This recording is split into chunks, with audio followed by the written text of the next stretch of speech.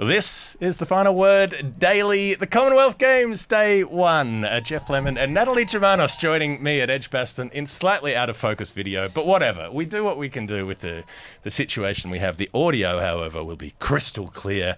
As always, Day 1 of the Commonwealth Games. Welcome to the show, first of all, Nat. Thank you very much. Excited to be here. Well, given it's your first day, I'm going to take on the 30-second summary so that you can warm up, and then maybe we'll get you to come to it on day 2. I'll take the lead from you. The trick here is that we're going to try to do both games in the 30-second summary. So this is a new challenge for us here. The show is brought to you by Advanced Hair as well, the world leaders in hair restoration. Now let's see if we can do this in 30 seconds. Australia were in trouble against India in the first game, 49 for 5 at one point, until Grace Harris smashed them out of trouble with Ashley Gardner. They ended up winning with an over. The spare chasing 155. Ridiculous scenes from Australia, despite Renuka Singh Thakur taking 4 for 18. And then in the second game, it looked like Barbados were well on top of Pakistan, but a late flurry from Nida Dar, who made a 50 in the last over off about 30 deliveries, got Pakistan closer than they might have done, trying to get to 145. They just fell short. Round 1, Group 1, done. That's less than 30 seconds. I think it might have been. I think that was less than 30 seconds. I'm watching the timer. I think that was less than 30 seconds. All right. Well, see, this is the benefit of practice in the 30-second space. But let's start with Australia and India. They kicked things off today. I mean, the first time we've seen women's cricket in the Commonwealth Games. So everything that you're seeing out here is a first. You can make all the gags about, oh, that's the world record score in a Commonwealth Games match for women and all the rest of it. But, I mean, the key thing was that Australian team looked like they were cooked, and then they did the thing that Australian teams do. They're like some kind of non-stoppable school guy. Like, they just keep going, and they just somehow find ways to win. Well, it's funny because I've been commentating with Lisa Sthalekar, and sitting next to her, when she starts to worry, then I know Australia in trouble. And she wasn't worried through most of that innings. Right. It only got to a point where she was like, oh, they're about 7 or 8 down now, and then she started to get a little bit more nervous. Mm-hmm. But generally, she was pretty calm. So then I knew, well, Australia are probably still going to get over the line. Renuka Singh Thakur, I mean, she only started playing for India, late last year. Up until today, she'd played 6 T20s, bowled 20 overs and taken 3 wickets. At one point today, she had 4 for 8.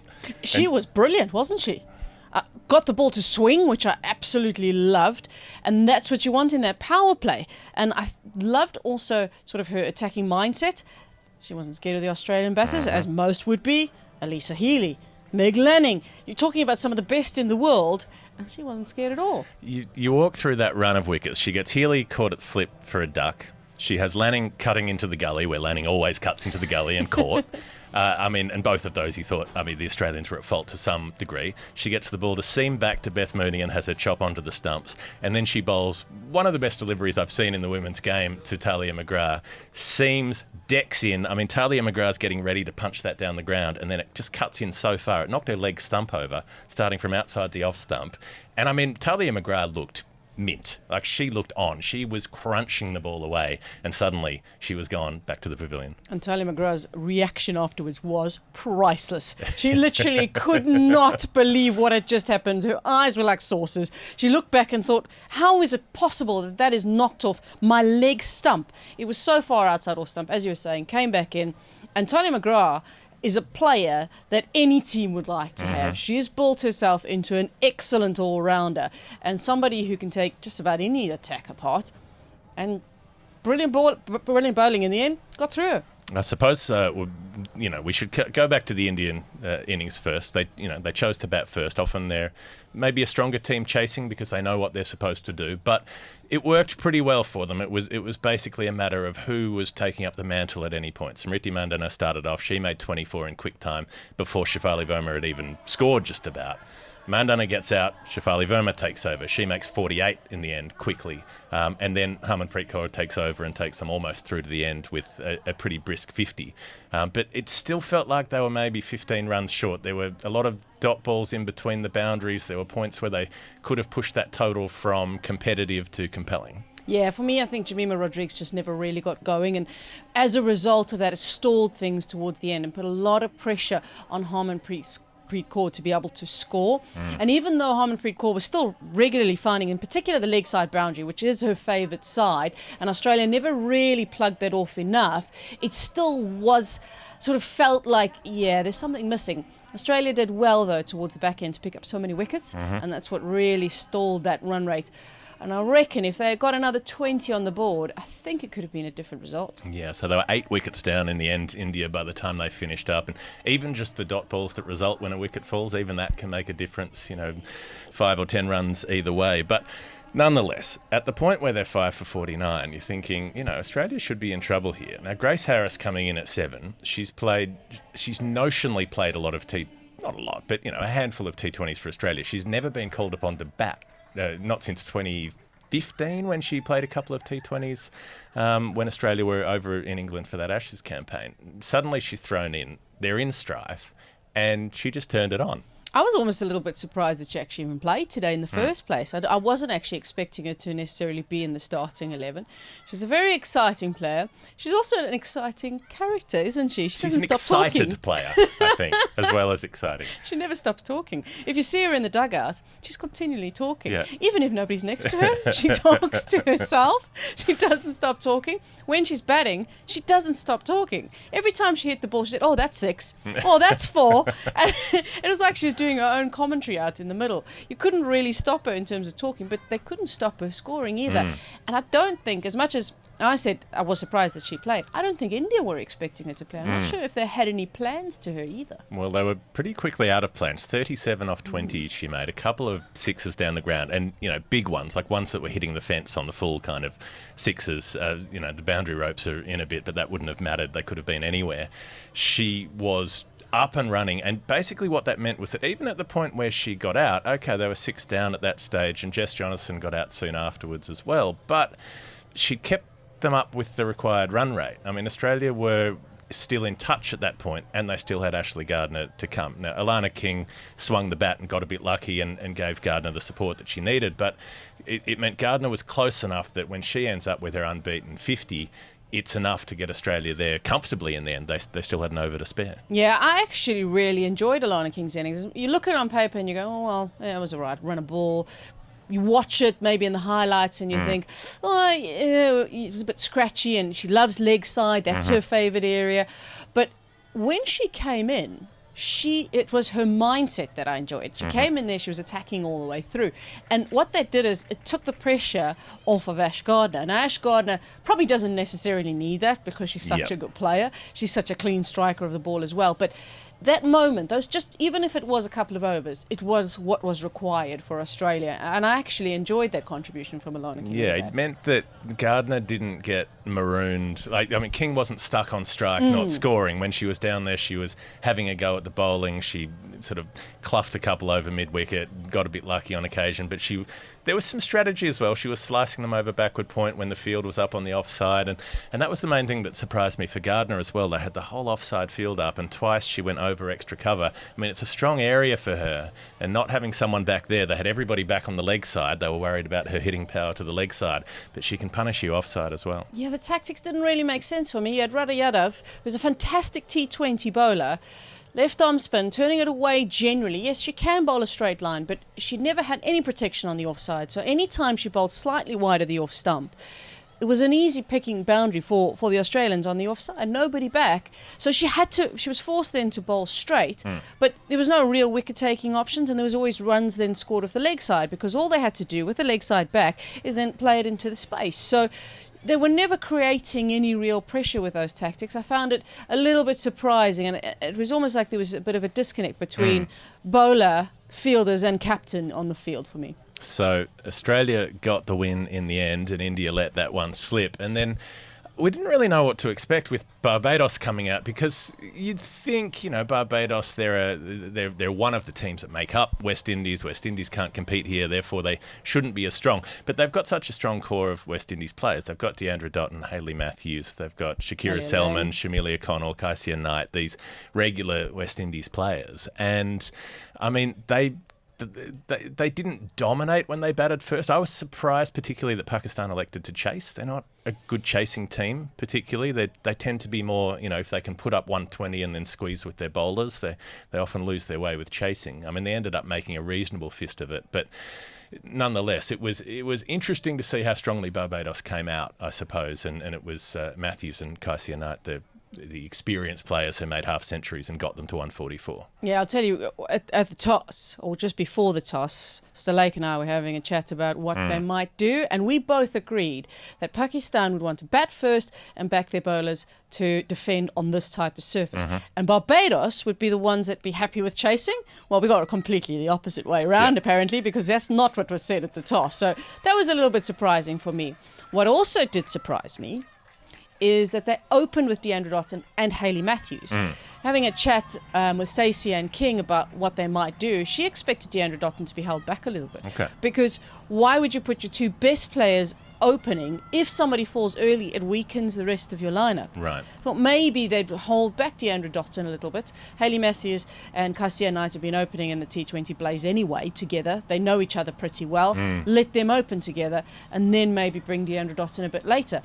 I think she would have enjoyed the conditions a bit later against some of those bowlers from Pakistan's point of view. We may not have seen even Umaima Sohail bowl, possibly, because she doesn't bowl a lot, and she hasn't bowled a lot recently. So, again, batting order for me from Barbados' point of view is a bit surprising. And then in the chase, well, it started, as you might have expected. Shamelia Connell gets a wicket first ball, short, wide, slashed, nick behind, and it felt like, you know, Pakistan do struggle chasing most of the time, and they were struggling chasing for most of the night until Nida Dar came in too late almost, it felt like. But she struck the ball so well. I mean, that 6 that she hit down the ground was so clean. She took 20 off and over from Connell at one stage and had them in the frame. I mean, they ended up needing about 30 off the last couple of overs and just weren't quite close enough to do it. But had there been a bit of help from someone else at the start of the innings to get them going, because they just plodded along for the first 10 overs or so, and wickets fell semi-regularly, and it was only the back half of the innings where that momentum got into it.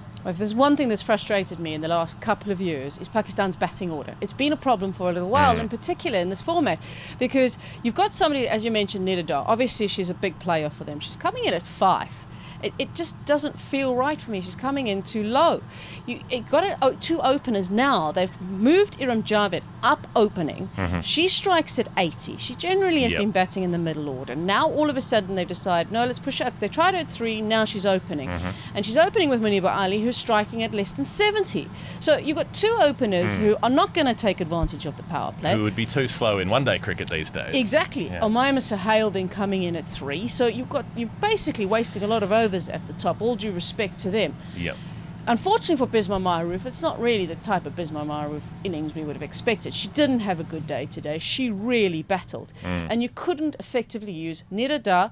Alia Riaz is a big hit of the ball, and Aisha Naseem. We saw that one shot down the ground. I've seen her play before. She played against South Africa in South Africa. She is a clean hitter of the ball. She hits 6s off the back foot. She is a real talent at almost 18 years of age. She's not quite there. In a couple of days she turns 18. She's a real talent. She should not be batting so low down. She needs to be given some overs. This batting order for me is one of the things that it's a real frustration for me. I can tell. It's been eating away at you for a while. Something else that was eating away at you was some of the umpiring that went on out there. Walk us through that. Oh dear. Okay. I will say this first. It's not a job I'd ever want. Sure. I think it's probably one of the hardest jobs in cricket is umpiring. And in particular on the big stage, obviously, because there's a lot of scrutiny. Now that we've got DRS as well, as much as it helps the umpires, it also does pick up their mistakes. Sure. But first things first, we had a mess of all sorts happening in the one ball, where there was an appeal for LBW. Thought maybe it might have been an LBW, but then there was a beautiful throw from Hayley Matthews, who was standing at slip. Direct throw to the striker's end, and the batter was short of her ground.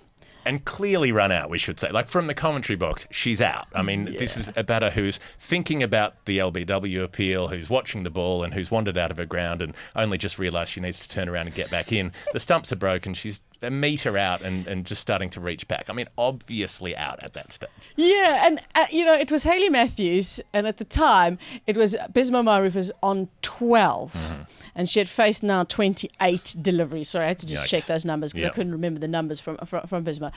And that in itself, obviously, was an issue. Was it Bisma? No, it wasn't Bisma Maharoof. No, it was Umaima Sohail. Let me try and get that right. Yep. It was Umaima Sohail that ran out. You see, this is the chaos that it's created in my head. Yes, there was another run out from Matthews. Which is essentially probably the Bismarck Marif one, essentially, it's a match-losing innings at that point when you've chewed up that many deliveries. So Mama Sahel on 10 at the time, and the appeal for LBW came. Then the run out. As you said, very clearly run out. You could have, we saw it from here. I'm sure Kim Cotton could have seen it from square leg. Now, obviously Barbados can go for the review if they want to, but protocol states, playing condition states, you need to check the umpire decision first, which is the run out. When there's two different modes of dismissals on the same batter, you need to check the umpire decision first, which is the run out. Okay. It's not the player review. Okay. So an umpire has to either say out or not out, or if they're not sure and it's something where they can check, then they can go and check. Go check it upstairs. Now, if she said not out, let's just say she said not out, they can't appeal that run out. They can't refer a run out. No. They can refer the LBW. Sure. But even if she goes upstairs and it was not out in the end, they show that it's not out. Let's just say it was, which it wasn't, of course, in this situation. Then Barbados, after that, can still ask for the review because the umpire decision has to come first. Then they still have time to ask for that review after that. So it was a whole mess of a little bit of chaos going on. Right. Even the Barbados players were shouting at each other because Hayley Matthews wanted to go for the review and her players were saying, no, let's just leave it, allow them to look for the run out because that's out. They knew that was out and they didn't think it was worth wasting the review on one that was obviously missing the leg and stump. everybody was doing the squares. Everyone was just making squares at each other. It was like a dance floor out there. And the LBW was clearly missing the leg stump. So it was such a strange situation. So in the end, they went up and reviewed the LBW, decided it was not out, and then checked the run out.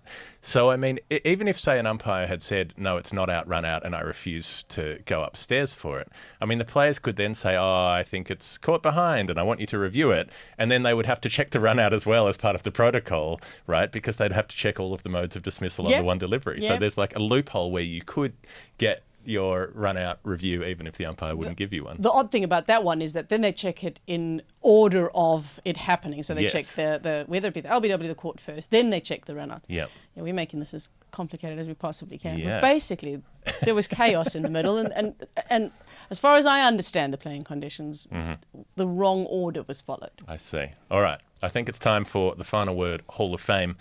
The Hall of Fame is brought to you by Advanced Hair, world leaders in hair restoration. But since we're covering women's cricket, it's worth mentioning that women also suffer from hair loss at times, and Advanced Hair can help them as well.